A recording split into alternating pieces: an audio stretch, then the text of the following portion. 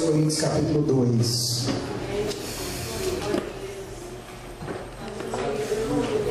Quem quer ouvir? Quer ouvir a palavra do Senhor? Glória a Deus. Aleluia. Ele é maravilhoso. Glória a Deus. Diga bem forte: Jesus é maravilhoso. A Ele a honra, a Ele a glória, a Ele o louvor, pelos séculos dos séculos. Ele é digno de toda a honra, Ele é digno de toda a glória, Ele é digno de todo o louvor. Ele é maravilhoso. Ele é santo. 1 Coríntios capítulo 2. Quem achou, diga aleluia. Quem achou, diga glória a Deus. Nosso Deus é tremendo. Nosso Deus é maravilhoso. Amém? Glória a Deus. Quantos querem ouvir a voz desse Deus santo? Isso. Agora eu quero pedir para ninguém conversar. Quero que só fiquem em pé lá atrás apenas os obreiros que estão em serviço hoje. Amém? Apenas os obreiros. Todas as outras pessoas vão assentar após a leitura da palavra. Amém? Por favor, não conversem. E vamos ouvir o que Deus tem a falar conosco. Amém, meus irmãos? Glória a Deus. Então vamos ler 1 Coríntios capítulo 2, versículo 9. Diz assim a palavra do Senhor: mas como está escrito, nem olhos viram, nem ouvidos ouviram, nem jamais penetrou em coração humano o que Deus tem preparado para aqueles que o amam. Mas Deus não o revelou pelo Espírito, porque o Espírito a todas as coisas perscruta, até mesmo as profundezas de Deus. Porque qual dos homens sabe as coisas do homem, senão o seu próprio Espírito, que nele está? Assim também as coisas de Deus, ninguém as conhece, senão o Espírito de Deus. Ora, nós não temos recebido o Espírito do mundo. Diga comigo: nós não temos recebido o Espírito do mundo, e sim o Espírito que vem de Deus, para que conheçamos o que por Deus nos foi dado gratuitamente. Disto também falamos, não em palavras ensinadas pela sabedoria humana, mas ensinadas pelo Espírito, conferindo coisas espirituais com espirituais. Diga graças a Deus. Feche os seus olhos. Pai, em nome de Jesus, Tua palavra é a verdade, é ela que transforma, é ela que liberta, meu Deus. Eu oro para que nesta hora a Tua palavra venha fluir aqui nesse lugar. Deus, que toda resistência, barreira, cadeia, grilhão, muralha seja neutralizado pelo poder que há em o nome de Jesus. Tudo que não provém do Senhor caia por terra agora, em nome de Jesus. Que todos os corações e mentes estejam abertos agora, estejam prontos agora a ouvirem a palavra do Senhor, a receberem a palavra do Senhor. Deus, nós oramos por revelação e não simplesmente por informação. Não queremos informação, queremos revelação. Fala conosco em nome de Jesus, no poder do Espírito Santo. Amém. Graças a Deus. Pode sentar no seu lugar, dando glória àquele que vive e reina para todos sempre, pois Ele é digno de ser adorado. Amém.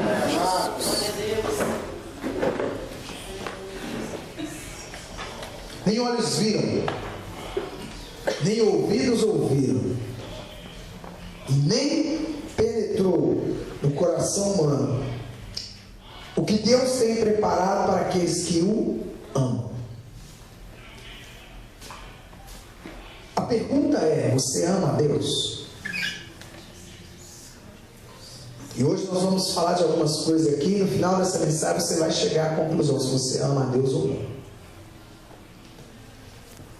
Para começar, eu já quero dizer que a palavra de Deus diz no Evangelho de João, no capítulo 14, diz assim: quem me ama, guarda os meus mandamentos. Amém? Então, como que eu sei sei que eu amo Jesus? Como que você sabe que você ama Jesus? Como que nós vamos ter uma evidência clara que nós amamos Jesus? E aqui eu não quero avaliar a sua vida, cada um examine-se a si mesmo.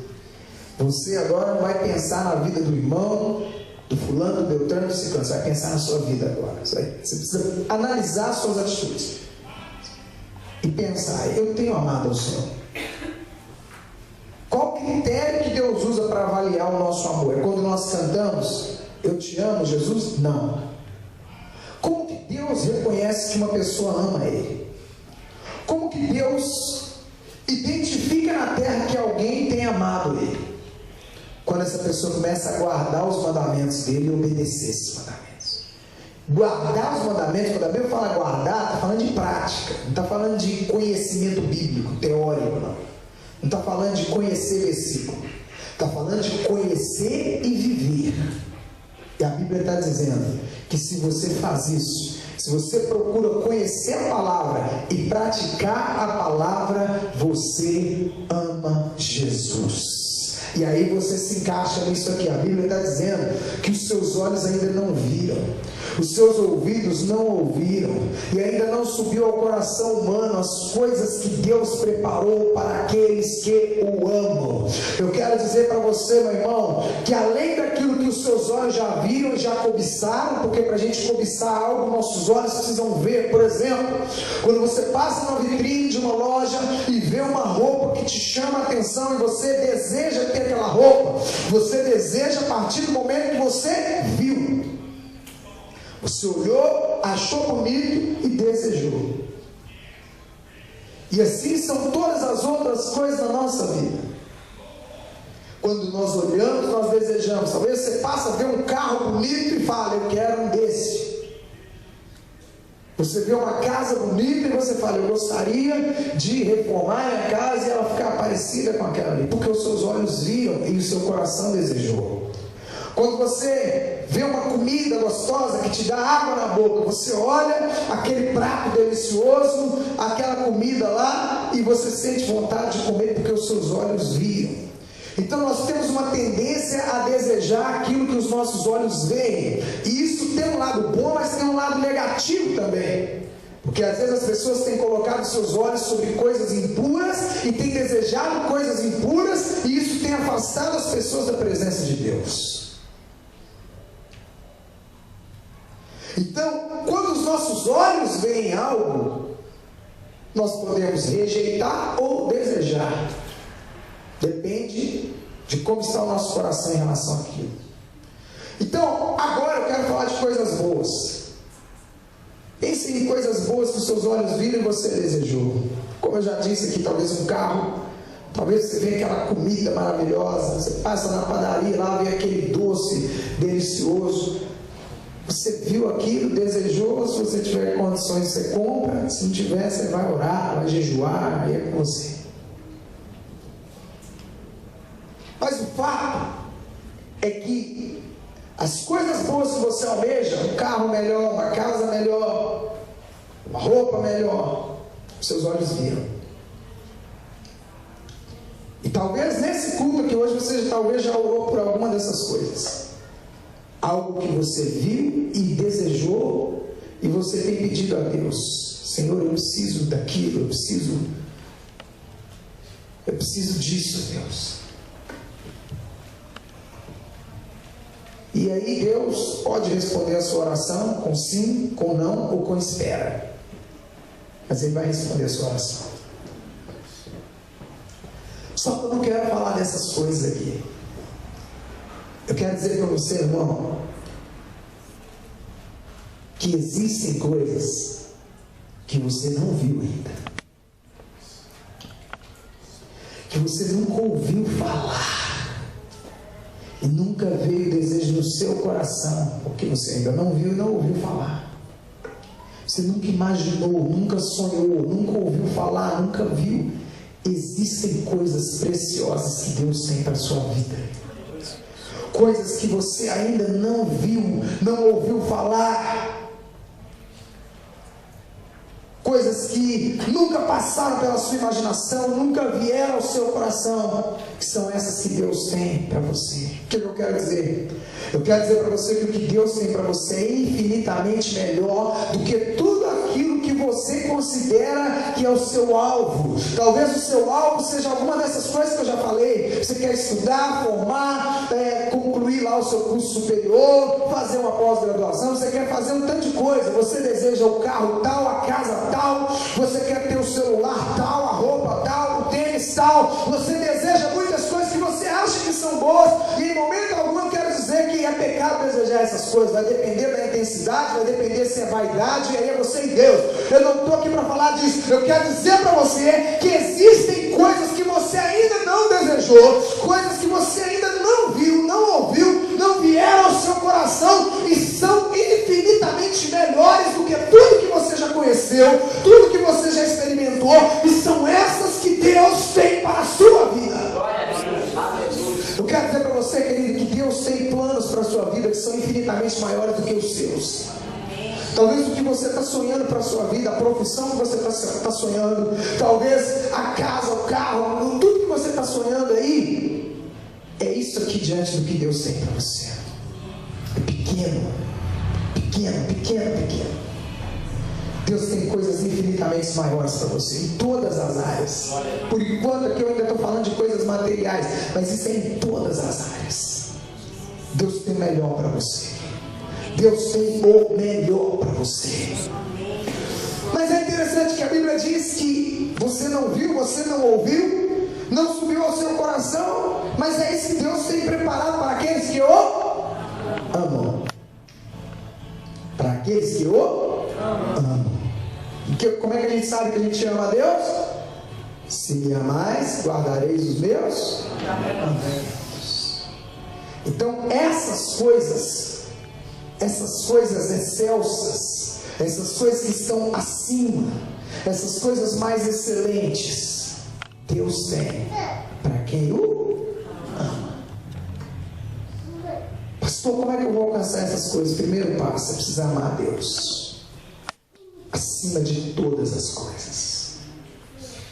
Amar a Deus. Não basta confiar em Deus. Aqui não está dizendo que essas coisas são para aqueles que confiam no Senhor. Aqui está dizendo que essas coisas são para aqueles que amam a Deus. A relação já tem que ter subido para um outro nível. Amém? Se você veio a esse culto hoje, uma coisa eu tenho certeza: você confia em Deus. Você tem fé. Amém? Senão você não estaria aqui. Você tem fé. Mas aqui está dizendo que essas coisas são para aqueles que amam a Deus. Já é um passo acima. Primeiro você conhece, confia, mas chega uma hora que você passa a amar a Deus. E quando você chega no nível do amar, você se preocupa mais em dar do que em receber. Quando você chega no nível de amar a Deus, você se preocupa mais em oferecer algo a Deus do que receber. Só que, automaticamente, à medida que você vai manifestando o seu amor para com Deus, Deus vai te abençoando e vai acrescentando na sua vida essas coisas. As coisas que o seu olho não viu, seu ouvido não ouviu, não subiram ao seu coração ainda, são essas que Deus tem para aqueles que o amam. Deus vai derramando isso, Deus vai liberando isso, Deus vai abençoando, Deus vai manifestando. Amém? Para aqueles que o amam. Então deixa eu perguntar mais uma vez: você avaliou a sua vida aí? Quantos aqui amam o Senhor? Louvado seja Deus. Mas Deus nos revelou pelo Espírito, porque o Espírito a todas as coisas perscruta, até mesmo as profundezas de Deus. Como que eu vou chegar nisso? Como que eu vou alcançar essas coisas? Por meio do Espírito de Deus. Como que eu vou alcançar o que Deus tem para a minha vida? Como que eu vou viver essa vida mais excelente? Porque eu comecei, estou na introdução da mensagem, eu estou mostrando para você uma coisa. Para você chegar onde Deus quer que você chegue, você vai precisar viver um nível de vida um pouco mais elevado. Quem está entendendo isso? Vai exigir de mim, de você um nível de vida diferente, uma visão diferente. Nós vamos precisar caminhar de uma forma diferente, porque a Bíblia diz que quem ama a Deus guarda os seus mandamentos. Os mandamentos de Deus, eles vão nos guiar por um caminho mais elevado, irmãos. Os mandamentos de Deus vão nos fazer viver uma vida diferente da vida que nós vivíamos antes. Quando eu conheço a palavra e essa palavra entra na minha vida e eu começo a viver esses mandamentos, eu começo a praticar essa palavra, a minha vida começa a ser transformada pelo poder da palavra, porque onde a palavra do Senhor chega, ali ocorre transformação. Onde a palavra do Senhor entra, as cadeias e muralhas são quebradas. Onde a palavra do Senhor entra, Satanás perde a autoridade, perde o poder de agir. Onde a palavra do Senhor chega, os enfermos são curados. Onde a palavra do Senhor chega, aquilo que não presta tem que sair. Se algo que não presta ainda permanece na sua vida, querido, você precisa abrir o seu coração e deixar a palavra de Deus entrar. Onde a palavra de Deus chega, o vício sai. Aleluia. Onde a palavra de Deus chega, o que não presta sai. Se algo que não presta ainda está agindo na minha vida ou na sua vida, meu irmão, a culpa não é de Deus, a culpa é nossa que não temos tido compromisso com a palavra. Porque onde a palavra do Senhor chega, meu irmão, mudança acontece. Mudança acontece. Se a palavra de Deus chega na vida de um homem, a vida dele muda. Nós temos um exemplo na Bíblia de uma mulher que era uma mulher pervertida. Ela já tinha tido 5 maridos e agora ela estava vivendo amaziada com uma pessoa que não era marido dela. E ela se encontra com Jesus. E Jesus começa a conversar com aquela mulher. E Jesus revela a vida daquela mulher. E ela fica abismada ao ver a sabedoria, ao ver o poder profético, a palavra profética que saía dos lábios de Jesus. E ela fica: Senhor, bem vejo que tu és profeta. E Jesus começa a falar com ela que ela precisava de beber de uma água que ela não ia encontrar no supermercado para comprar, que ela não ia encontrar no poço, nem na fonte, nem no rio. Ela precisava beber de uma água que Deus tinha para dar para ela e para todo aquele que tivesse sede. E ela começa a perguntar: Senhor, como que é isso? Que água que é essa? Como é que vai funcionar? E ela começou a perguntar no físico, no natural: Senhor, como é que eu faço para tirar essa água, Senhor? Porque eu não tenho como ir lá, o poço é fundo, eu não tenho com o que tirar a água lá no fundo. E Jesus começa a explicar para ela que ele não está falando de uma água física, ele não está falando de H2O, ele está falando de uma água espiritual, ele estava falando do Espírito de Deus, ele estava falando da palavra de Deus, ele estava falando dele mesmo. Ele estava dizendo que se aquela mulher abrisse o coração e deixasse Jesus entrar, a vida dela seria transformada. E foi isso que aconteceu. No término daquela conversa, a mulher jogou o cântaro no chão. Aquela mulher estava alegre, não estava mais triste, voltou para a sua vizinhança e começou a falar do amor de Deus para todas as pessoas que ali estavam. Ela começou a falar que ela tinha encontrado alguém que não era natural, que não era carnal, alguém que tinha um poder maravilhoso, um poder que mostrava para ela aquilo que estava acontecendo na vida dela. Esse é o poder da palavra. Jesus Cristo é o verbo vivo, ele é o Filho de Deus que se fez carne e habitou entre nós. Ele é a palavra viva, e onde essa palavra entra, transformação acontece. A palavra de Jesus entrou no coração daquela mulher. Aquela mulher rapidamente deixou de viver aquela vida que ela vivia. Ela abandonou o pecado, voltou para os seus parentes, para os seus vizinhos e começou a falar com eles: gente, vem, que eu conheci alguém que é diferente. Eu conheci alguém que revelou a minha vida. Eu conheci alguém que, quando ele fala, a gente sente uma coisa diferente. Eu senti que uma água veio para dentro de mim. Aquela mulher no dia seguinte levou várias pessoas a Cristo. Aleluia, glória a Deus.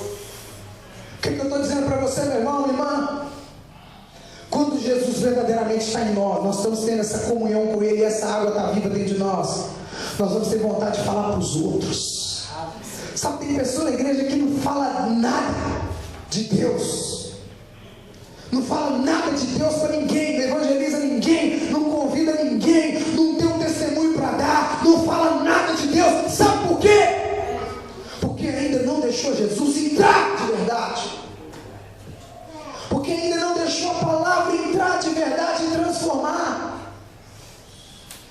Meus irmãos, o objetivo dessa mensagem aqui não é envergonhar ninguém, pelo contrário, o objetivo dessa mensagem é te despertar para você ver